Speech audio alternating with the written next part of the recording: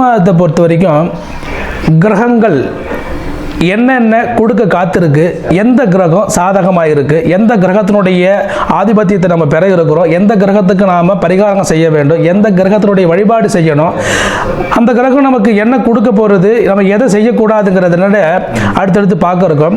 செவ்வாய் தை மாதம் 1ஆம் தேதி மட்டும்தான் தனுசில் இருக்கிறாரு. அதுக்கப்புறம் மகரத்துக்கு போகிறாரு. அந்த மாதம் முழுவதுமே மகரத்தில் தான் இருக்க போகிறாரு. ஸோ மகர ராசியில் செவ்வாய் வரப்போகிறதுனால செவ்வாய்ங்கிற கிரகம் மகரத்தில் உச்சம் அடையுது. அப்போ மகர ராசியில் உள்ள நபர்கள் அவங்க கொஞ்சம் கவனத்தோடு இருக்கணும். வார்த்தைகளும் சரி, தன்னுடைய இளைய சகோதரர் வழிகளும் சரி. ஏன்னா செவ்வாய்ங்கிற கிரகம் சகோதரரை மட்டும்தான் சுட்டி காட்டுறதுனால கொஞ்சம் கவனமாக இருக்கணும். அதோட புதன் தை மாதம் 1ஆம் தேதி முதல் 3ஆம் தேதி வரை மட்டும்தான் தனுசில் இருக்கிறாரு. மீதி நாள் தை 20ஆம் தேதி வரைக்கும் அவர் மகரத்தில் இருப்பார்.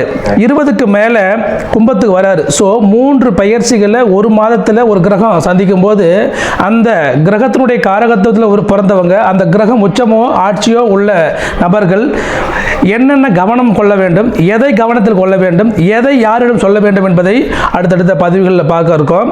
சுக்கிரன் தை 1 முதல் 22ஆம் தேதி வரை, அதாவது ஆடம்பரத்திற்கும் வீடுமனை யோகம் பற்றிய ஒரு கிரகம் இருக்குதுன்னா அது சுக்கிரன் சொல்கிற கிரகம். அந்த சுக்கிரன் கிரகம் தை மாதம் 1ஆம் தேதி முதல் 22ஆம் தேதி கிட்டத்தட்ட ஒரு 80% நாட்களை அந்த மகரத்திலே 23ஆம் தேதிக்கு மேலே கும்பத்துக்கு வரப்போகிறாரு. ஸோ மீதி இருக்கிற ஒரு 9 நாள் 8 நாள் கும்பத்தில் இருப்பார். அந்த அப்படி இருக்கிற காலகட்டத்தில் எந்த ராசிக்கெல்லாம் அவர் சுபராகவும் எந்த ராசி கொஞ்சம் கவனமாக இருக்கணுங்கிறத பார்க்க போகிறோம். அடுத்தது சூரியன் அப்படி எடுத்துக்கிட்டா அது மாதக்கோள். அந்த கிரகம் எங்கே இருக்கிறதோ அந்த கிரகம் அதனுடைய மாதம் முடிகிற வரைக்கும் அதே இடத்துல இருக்கும். ஸோ சூரியன் கிரகம் மகரத்தில் ராசியில் இருக்க போகிறாரு. இந்த மகர ராசியில் சூரியன் இருக்கிற காலகட்டத்தில் இந்த மாதம் முழுவதும் சுபமான பலன்களையும் சில கசப்பான அனுபவங்களையும் யாரெல்லாம் அனுபவிக்க போகிறாங்கன்றத இந்த பதிவில் பார்க்க இருக்கோம். ராசி காலபுருஷனுக்கு 5ஆம் வீடு.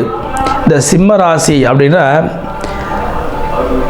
சூரியன் உங்களுடைய ராசிநாதன்.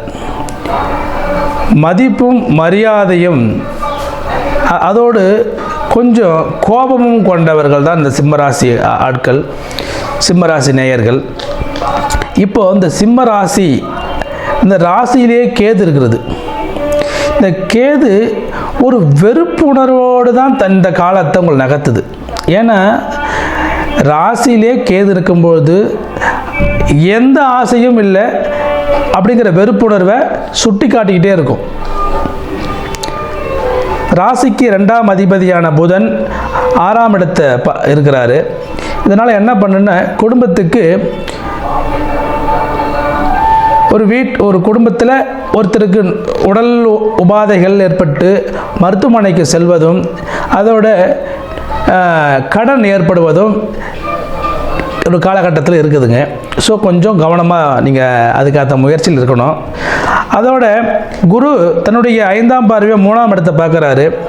நீண்ட நாட்களாக இருந்த தொழில் தடைகள் எல்லாம் நீங்கி முயற்சி செய்து உங்கள் தொழிலை பலப்படுத்தக்கூடிய காலம் இந்த காலம் இருக்குங்க.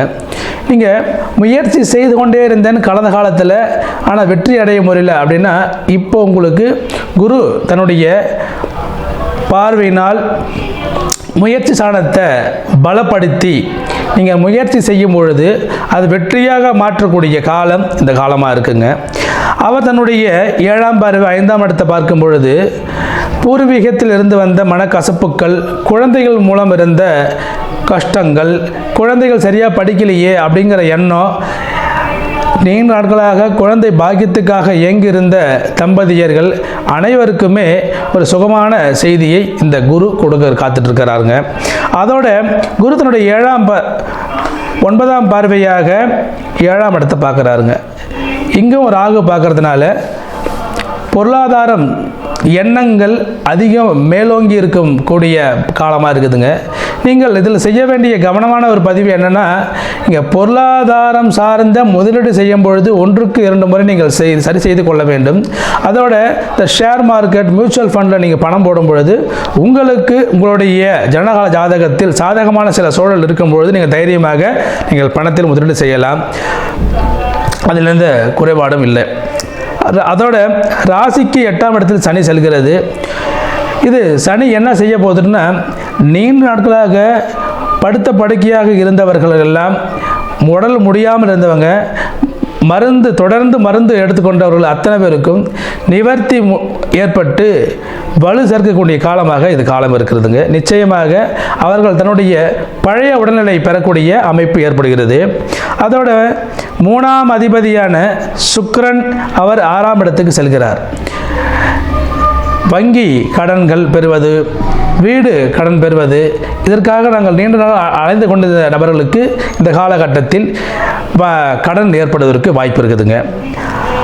5ஆம் அதிபதியான குரு அவர் 11ஆம் இடத்தில் இருப்பது, 5ஆம் அதிபதியான குரு 11ஆம் இடத்துக்கு வருவது நிச்சயமாக ஒரு நல்ல நற்பலன் தாங்க. இந்த நற்பலன் மூலம் என்ன நம்மளுக்கு நடக்கும் அப்படின்னா, குழந்தைகளால் மன மகிழ்ச்சியும் பூர்வீக சொத்தால் லாபமும் ஏற்பட காத்திருக்குதுங்க. உங்களுக்கு 10க்குரிய சுக்கிரன் அவர் 3க்கு அதிபதியாக சுக்கிரன் 6இல் உள்ளார்.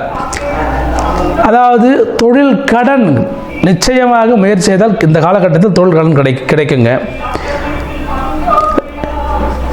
11ஆம் அதிபதி 6இல் உள்ளார்.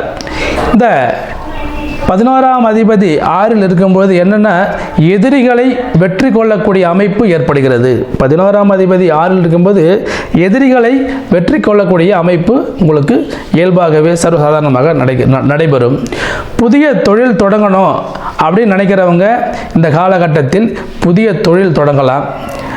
நீண்ட நாட்களாக வெளியூர் மற்றும் வெளிநாடு செல்லக்கூடிய அமைப்பு உள்ள நபர்கள் நீங்கள் முயற்சி செய்தால் இந்த காலகட்டம் உங்களுக்கு நிச்சயமாக நீங்கள் நினைக்கக்கூடிய இடத்திற்கு சென்று உங்களுடைய தொழிலை விரிவுபடுத்த முடியும். நீங்கள் வேலைக்கு செல்ல வேண்டும் என்பவர்களுக்கு கூட வாய்ப்புகள் அதிகமாக கிடைக்கும்.